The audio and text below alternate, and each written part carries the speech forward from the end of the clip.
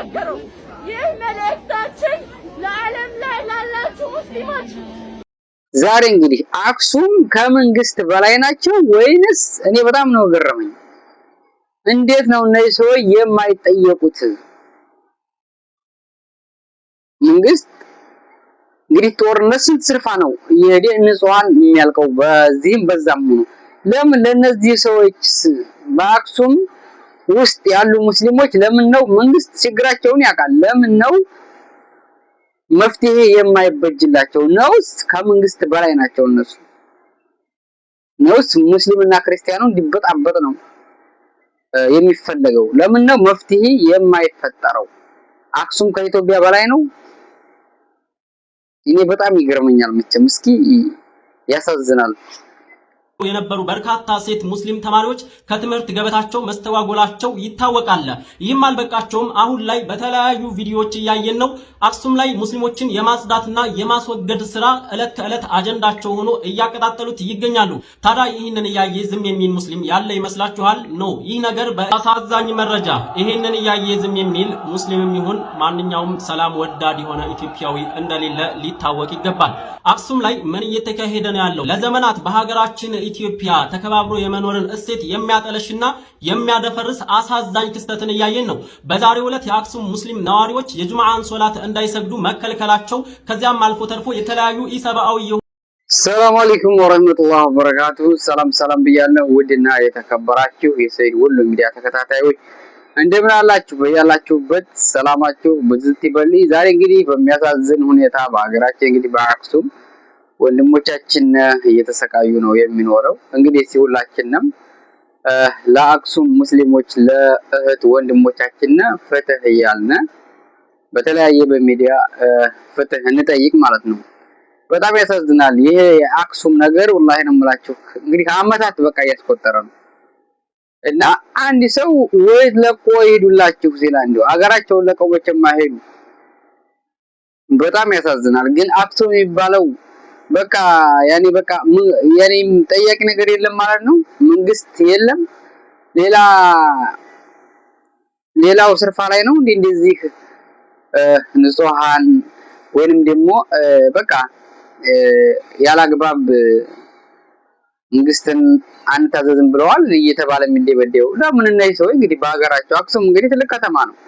በዛ እንግዲህ አትሰግዱም ተብለው ጁማ ከዛም ላይ ደግሞ ቁርአን እስተሚቀደድ የተለያየ ነገር እስተማረግ። እኔ በነገራችን ላይ ከእንዲህ አይነት ያኔ በዚህ በሃይማኖት በምናምን ነገር አልገባም፣ ግን አንዳንዴ ስናየው በጣም ነው የሚያስጠላው። ሰውየው ሙስሊምም ሆነ ክርስቲያንም ሆነ ተከባብሮ መኖር ግዴታ ነው። ተከባብሮ ክርስቲያኑም የእስላሙን ሃይማኖት አክብሮ እስላሙም የክርስቲያኑን ሃይማኖት አክብሮ መኖር በጣም ደስ የሚል ነገር ነው። ነገር ግን አሁን ላይ እየሆነ ያለው በጣም ነው የሚያሳዝነው። እስኪ ወደ ወሎ ሄዱ። እስላምና ክርስቲያኑ ተከባብሮ ነው የሚኖረው ማለት ነው። እንግዲህ እኛ ወሎዎች ነን ተከባብረን የምንኖረው ማንንም ቢሆን ማንንም በጣም ደስ የሚል ማለት ነው። ግን ወደ አክሱም ወደ ጎንደር ወደዛ የሚባለው ነገር በጣም በቃ የሙስሊም ጠል እውነት ለመናገር በጣም ያሳዝናል።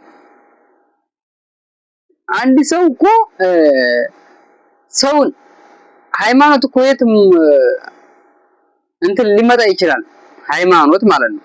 ከዛው ከምድር እኮ ተወልዶ አይደለም።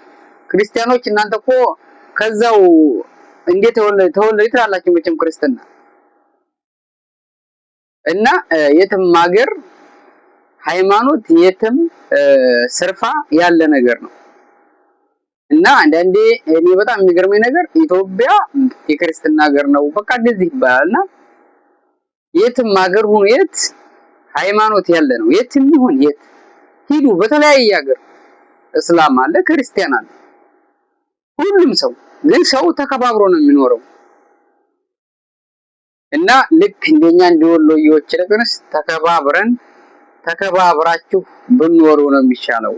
ይሄ የተለያየ ነገር ማለቱ ድሮ አብቅቶበታል። አሁን ምሳሌ ድሮ በጅምላ መገደሉ የተለያየ ነገር መባሉ ያን ድሮ ቀርቷል። አሁን ያለፈበት ዘመን እንግዲህ በስንት ሚሊዮን ሙስሊም ያለበት አገር ሆኖ ዛሬ ላይ እንደዚህ ብዬ እኖራለሁ ማለት በጣም የሚያሳዝን ነገርና የጅልነት ስራ ነው። ዛሬ ላይ እኮ አክሱም እንደዛ ስታረጉ ሌላ ስርፋ ላይ ክርስቲያን አነስ ያለበት ስርፋ ላይ ሌላው ሙስሊም እንዲህ እንዲያረግ እየገፋፋችሁ ነው አላችሁት። እኔ በጣም ነው የሚያሳዝነው። በተለይ ወደ የወሎ ህዝብ አብሮ በልቶ አብሮ ጠጥቶ የሚኖር ነው። ግን ይሄን ነገርም አያረግም ይቃወማል እንጂ ማለት ነው። አብረን በልተን ጠጥተን ያደግን እና ግን አክሱም እንደው እውነት ለመናገር ስንት ጊዜ በቃ ለምችም አክሱም ላይ በቃ ስንት አመቱ ሙስሊሞች ከመስጊድ እንዳይሰግዱ ውጭ ድረስ እየሰገዱ ሩቅ ስርፋ እየሄዱ ሀዝዳውም እየተከለከሉ ሞተው መቀበሪያ እንኳን እኔ በዚህ ልክ ጥላቻ በጣም የሚያስጠላ ነገር ነው። አንድ ሰው ሞቶ እንኳን እንዳይቀበር እኮ ሲከለከሉ የነበረ ነው ለቀብር እና በዚህ ልክ ጥላቻ የአንድ አገር ሰው ሆኖ በጣም ያስጠላል። ምክንያቱም አክሱም ውስጥ ሙስሊምም ይኖራል እንግዲህ ክርስቲያን እንግዲህ ተጋብተው ተዋልደው ይኖራሉ። አሁን ምሳሌ ክርስቲያንና ምሳሌ አንዱ ሙስሊም ክርስቲያን የሆነው ሙስሊም ይሆናል። ሙስሊም ልክ እንደዛ የተጋባ በቃ ሃይማኖት ግን የተለየ ነገር ሆኖ ይኖራሉ። ራስ በራስ መጨራረስ ማለት እኮ ነው። ግን ሰው አልገባውም። እውነት አንዳንዴ የማንንም ሃይማኖት ስታከብር የራስህ ይከበርልሃል የሚባለው ነገር በጣም ትክክል ነው እና ፍትህ ለአክሱም ሙስሊሞች እያልን ሁላችንም የምንጠይቅ የኢትዮጵያ መንግስትስ ለምን በዚህ መሃል አይገባም? እውነት የምሬን ነው። በዚህ ጦርነት ህዝብን አባስጨረስ ለምን ለቅረጽ በዚህ ጉዳይ አይገባም? እነዚህ ሰዎች ስንት አመታቸው እየተሰቃዩ ነው አሉት። ለምንስ ገብቶ ሰላሙን አያስከብርላቸውም? መቼም ወላሂ ነው የምላችሁ እየተሰቃዩ ምን እያሉ እንደሚኖሩ ከመንግስትም እንደደረሰ ከስንት አመት ነው ሁሉም ሰው ያውቃል። ግን እኔ እዚህ ነገር የማይፈታበት ምንድነው ምክንያቱ? ከመንግስት በላይ ነው። እነሱ ከመንግስት በላይ ናቸው። በቃ ኢትዮጵያ በላይ ናቸው። ምንም ሀግባ የለም የሚከለክላቸው የለም። ማን አክሱም ውስጥ በጣም ያሳዝናል። ግን ይሄን ነገር በአሁኑ ጊዜ ወላሂ እንዲባባስ እያደረጋችሁ ነው። እኛ ተከባብረን የኖርን ሰዎች ነን። አሁንም ተከባብረን እንድንኖር ሰላም እንዲመጣና እህት ወንድሞቻችንን ተከብረው ባሉበት በቀያቸው ሃይማኖታቸውን ሶላታቸውን እየሰገዱ እንዲኖሩ ትምህርታቸውን እንዲማሩ ነው ሁላችንም ፍትህ የምንጠይቀው። እነሱም የማንንም ሃይማኖት ማንም እንዲገፋ ማንም ክርስቲያንም ቢሆን ማንም እንዲጫን የሚፈልግ የለም። በነገራችን ላይ ፍትህ ለአክሱም እህት ወንድሞቻችን ነው ሙስሊሞች። ይመቻችሁ። መልካም ጊዜ። ቪዲዮ ላይክ ሼር አድርጉት። እንግዲህ ሁላችንም እንደያልን እንስራ ብቻ ኢንሻአላህ። አላህ ኸይሩን ነገር ያንጣላቸው። ይዘገያል እንጂ ኸይር ነገር መጨረሻ ይመጣል። መልካም ጊዜ። በያላችሁበት ሰላማችሁን ብዝዝት ያርግልኝ።